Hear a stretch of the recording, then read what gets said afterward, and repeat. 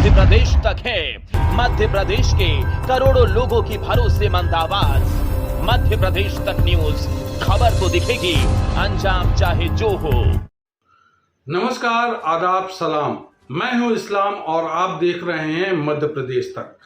मध्य प्रदेश तक में हम दो टूक की बात करते हैं और इस दो टूक में हम आपको बताते हैं सियासी समीकरण और क्या कहता है सतना लोकसभा का सियासी समीकरण।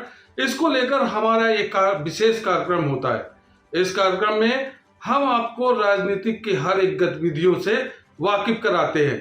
तो आइए चलते हैं, आज फिर हम आपको सतना लोकसभा की गतिविधियों से वाकिफ कराते हैं। चुनावी समर की रणभेदी अपना रूप दिखाना शुरू कर दिया है। दांव प्रतिदाव में प्रत्याशी एक दूसरे को धूल चटाने का प्रयास कर रहे हैं। अभिमन्यु की भूमिका में सिद्धार्थ है, जिसके सामने अभिमन्यु भाजपा का चक्रव्यूह तोड़ने की चुनौती है। एक के बाद एक चुनौती देती जा रही भाजपा। जब टिकट वितरण हुआ था तो कांग्रेस के बड़े बड़े नेता पैमाने पर अधिकतर कांग्रेसी नाराज थे।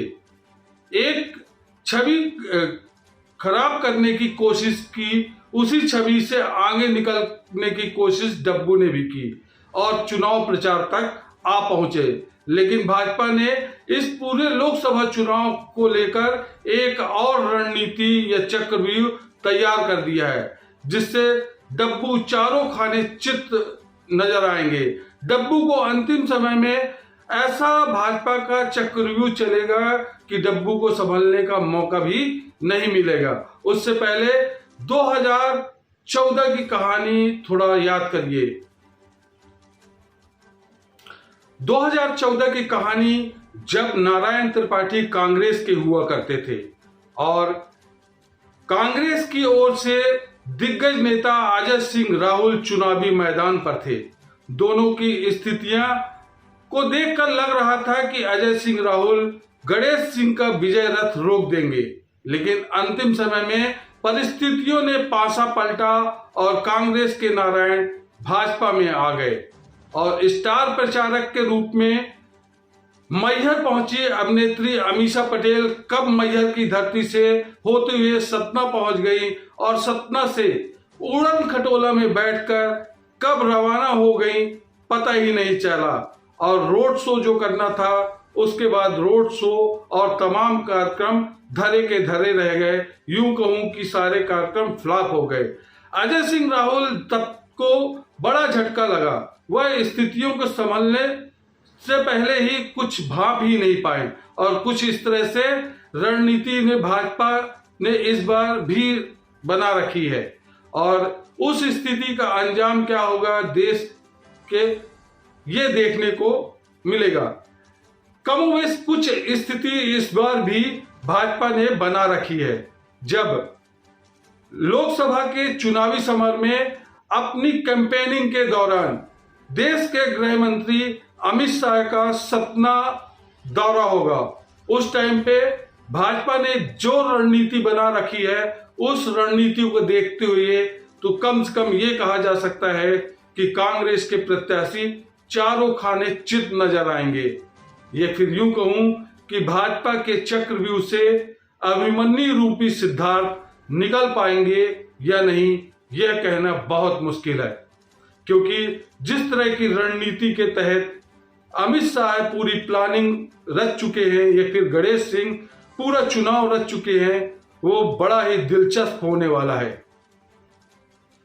जब देश के गृह मंत्री सतना दौरे पर होंगे तो उस समय चुनाव प्रसार लगभग समाप्ति की ओर होगा और मात्र 1 या 2 दिन मतदान के पहले का ये खेला खेला जाएगा, जिसके तहत उनका कांग्रेसियों को भाजपा में शामिल किया जाना है।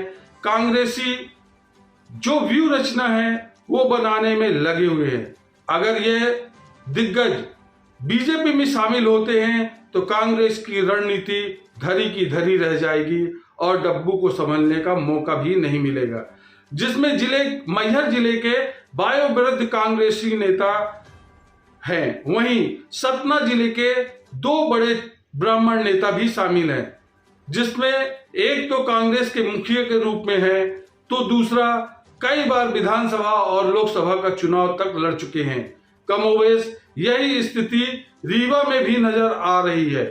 हाल ही के हुए चुनाव में भाजपा को धूल चटाने वाले कांग्रेस के दिग्गज नेता, जिन्हें भाजपा अपने खेमे में लाने जाने की तैयारी कर चुकी है, और इस तैयारी के तहत सतना और रीवा दोनों में भाजपा कांग्रेस को पटकनी देने के मूड में नजर आ रही है। सूत्रों की माने तो जिस तरह की रणनीति भाजपा ने बनाई है, उस तरह की रणनीति में कांग्रेस कहीं से कहीं तक नहीं टिकती नजर आएगी, क्योंकि 2014 का हाल आपको पता है। जिसने भी 2014 को देखा था, वो 2024 में फिर से एक दफा उसकी पुनरावृत्ति होने जा रही है।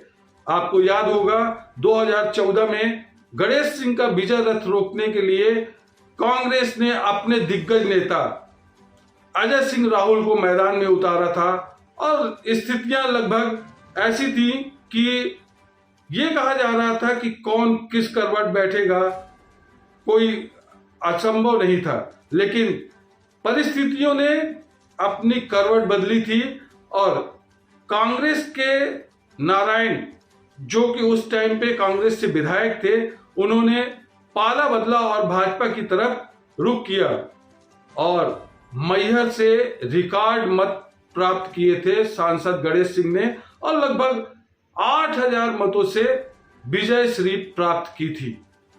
कमोबेश जिस तरह की स्थितियां परिस्थितियां वर्तमान में दिखाई देती हैं, उस स्थितियों परिस्थितियों से लगभग मिलता जुलता नजारा आपको 2024 में भी देखने को मिलेगा। वो रणनीति जिसमें हमने आपको पहले बताया था कि सिद्धार्थ एक अभिमन्यु की भूमिका में है, और वो अभिमन्यु जिसके लिए भाजपा चक्रव्यूह लगातार बनाती जा रही है, और उस चक्रव्यूह को तोड़ने के लिए लगातार सिद्धार्थ कुशवाहा डब्बू चाल पे चाल चल रहे हैं, और वो चक्रव्यूह के अंदर फंसते जा रहे हैं। क्या उस चक्रव्यूह से सिद्धार्थ कुशवाहा डब्बू निकल पाएंगे, ये तो 4 जून को ही पता चलेगा। लेकिन उसके पहले जब गृह मंत्री अमित शाह सतना पहुंचेंगे, तो उस समय की जो स्थितियां परिस्थितियां देखने को मिलेगी, वो वाकई भी हम सबको या आप सबको अचंभित करने वाली होंगी, क्योंकि भाजपा की जो रणनीति है, उस रणनीति के तहत ये जो पूरा प्लान चल रहा है, उस प्लान में कहीं ना कहीं चक्रव्यूह की रचना में कांग्रेस के सिद्धार्थ कुशवाहा डब्बू फंसते हुए नजर आ रहे हैं। तो ये था हमारा आने वाले राजनीतिक गतिविधियों के लिए विश्लेषण। हमारा ये विश्लेषण आपको कैसे लगा, इस पे कमेंट सेक्शन पर जाकर आप हमें अपनी राय दें, और चैनल को अभी तक अगर सब्सक्राइब नहीं किया हो तो चैनल को सब्सक्राइब करें, वीडियो को लाइक करें। तब तक के लिए मुझे इजाजत दें। नमस्कार, जय हिंद।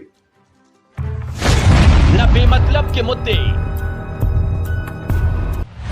न बेमतलब की बहस, खबर सिटी से लेकर गांव तक की,